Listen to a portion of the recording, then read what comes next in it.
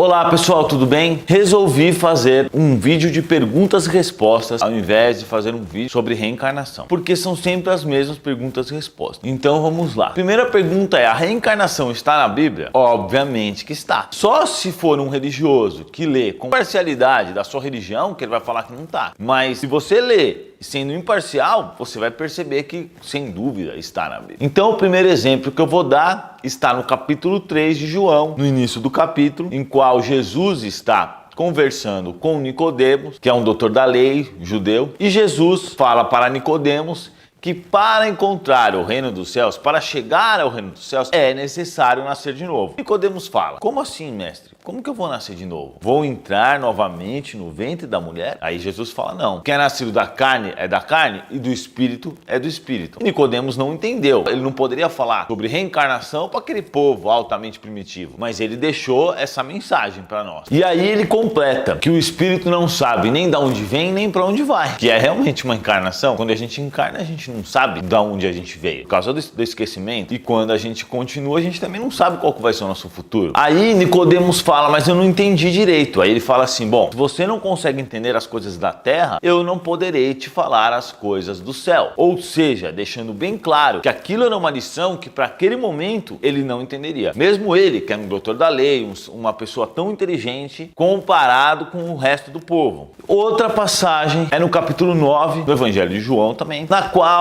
eles veem um cego e os apóstolos perguntam para ele: mestre, o que esse homem ou os pais deles fizeram para que ele nascesse cego? Obviamente, a pergunta é: o que esse homem fez para ele nascer cego? Não tem como ele ter feito algo para ele ter nascido cego se ele não teve uma existência anterior. Isso fica muito óbvio, não tem como você falar que isso não está óbvio na Bíblia. Agora, a resposta de Jesus é muito interessante, pois ele fala o seguinte: que ele não pecou e nem os seus pais pecaram para que ele nascesse cego. E isso aconteceu para que as obras de Deus fossem manifestadas nele. A cura, né? Para quê? Para que entrasse para a história. Então, provavelmente é um espírito que se ofereceu para vir nessa condição, para ser curado por Jesus, para que ficasse registrado e esse registro chegasse hoje até nós. Outro pedaço bem óbvio, em João capítulo 16, versículo 13. Jesus perguntou: quem eles dizem ser o filho do homem? Ser o filho de Deus, né? Que seria Jesus. Aí eles respondem: uns dizem que é João Batista, outros dizem que é Elias, outros dizem que é Jeremias, ou algum profeta, porque teve profetas que vieram antes. Aí Jesus pergunta para eles: e vocês, quem vocês acham que eu sou? Ou seja, tá óbvio que todos ali estão concordando com a ideia da reencarnação, tanto Jesus como os apóstolos, porque quando perguntaram, os apóstolos falaram: bom, eles acham que você era tal pessoa, tal pessoa, tal pessoa que já morreu. Segunda pergunta: por que reencarnamos? A gente reencarna para depurar, para melhorar moralmente, intelectualmente e ir evoluindo pouco a pouco. Com cada existência, a gente vai evoluindo um pouco mais. Então nós somos seres espirituais que vivem experiências na Terra. Nós não somos daqui, nós somos do mundo espiritual. Mas a gente vem, vive uma experiência hoje. Eu sou Eduardo, ontem eu era o Ricardo, na próxima reencarnação eu posso ser o Marcelo ou até a Joana. Mas nós estamos vivendo experiências e assim evoluindo um pouco em cada encarnação. É por isso que a gente vê tantas pessoas de níveis diferentes. Aquela pessoa que você vê que é um espírito evoluído é aquela que você vê que é um espírito bem atrasado. Como que fica a família na reencarnação? Pode acontecer várias coisas, mas o que acontece eventualmente é que as famílias vêm reencarnando em grupos. Então, enquanto um está encarnado, o outro está no mundo espiritual, depois vem como filho, vem como pai, vem como parente, e eles vão se reencarnando assim. É claro que às vezes tem uma pessoa que diferente, que você vê que não é daquela família, que pode ser um espírito que veio para aprender naquela família ou um espírito mais evoluído que veio para ensinar aquela família um pouco mais atrasada. Mas normalmente os espíritos estão afins e eles vêm sempre reencarnando em sucessivas reencarnações todos juntos, seja num lugar ou seja em outro. O que acontece é que a gente fala: pô, mas eu vou morrer, minha família vai ficar, ou vice-versa. Só que uma existência de 60, 70, 100 anos não é nada perto da eternidade. Então isso é só um detalhezinho.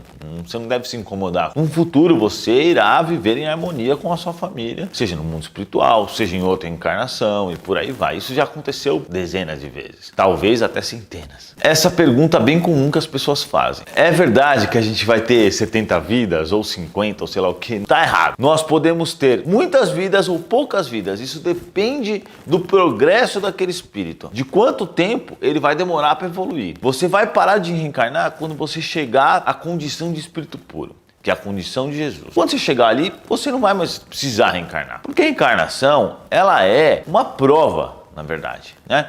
Nós podemos estudar no mundo espiritual, podemos se educar, podemos se melhorar, podemos aprender, é um conhecimento que fica para nós eternamente. Mas a reencarnação é realmente a prova, é como se a gente estivesse numa escola. E a gente está estudando e a reencarnação é a prova, é quando a gente vai pegar tudo aquilo que a gente já aprendeu, aquilo que a gente já se desenvolveu e ver se de fato nós vamos aplicar de maneira correta. E se a gente vai resistir às más tentações e etc, etc. Então, conforme a gente vai evoluindo, vai ficando mais fácil a reencarnação. Quando a gente se depurar, perder todas as impurezas, o que nos liga à matéria, né? O egoísmo, o orgulho, os vícios. Aí a gente vai estar cada vez chegando mais perto de Deus, sentindo uma sensação muito melhor, vivendo com uma paz interior muito melhor que, por exemplo, você pegar os espíritos que hoje a gente conhece como espíritos evoluídos, Madre Teresa, Chico Xavier, Divaldo Franco, você vê que eles têm uma condição de felicidade, de paz. Então, quanto mais evoluirmos, mais felizes seremos e menos precisaremos da matéria. Como funciona a programação?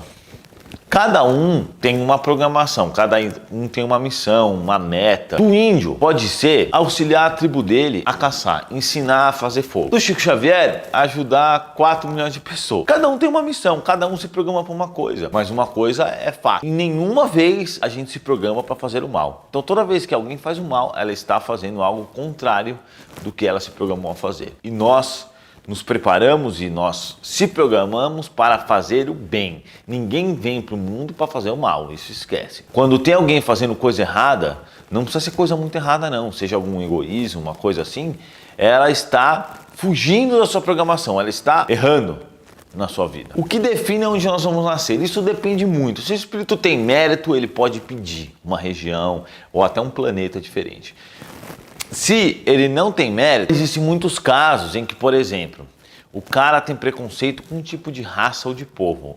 O que acontece com ele é, obviamente, que ele vai reencarnar naquela região que ele tem preconceito e raiva. Para quê? Porque ele tem que perder essa raiva. Então, se você tem raiva de um povo, é melhor você perder essa raiva, porque provavelmente você vai ter que encarnar lá. Se você tiver muita raiva, seja de uma religião, de uma raça, de qualquer coisa assim, você vai ter que reencarnar num povo assim para poder perder isso.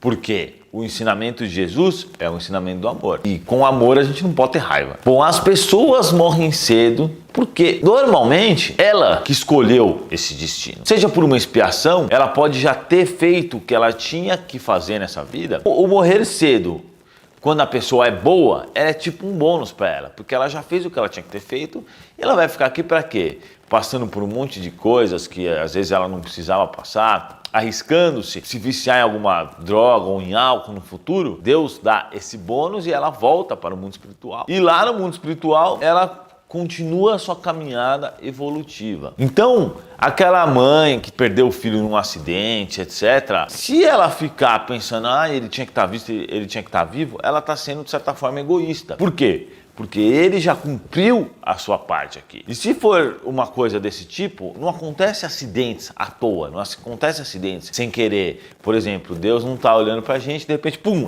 esse morreu sem querer. Isso não acontece. Vocês podem ter certeza absoluta.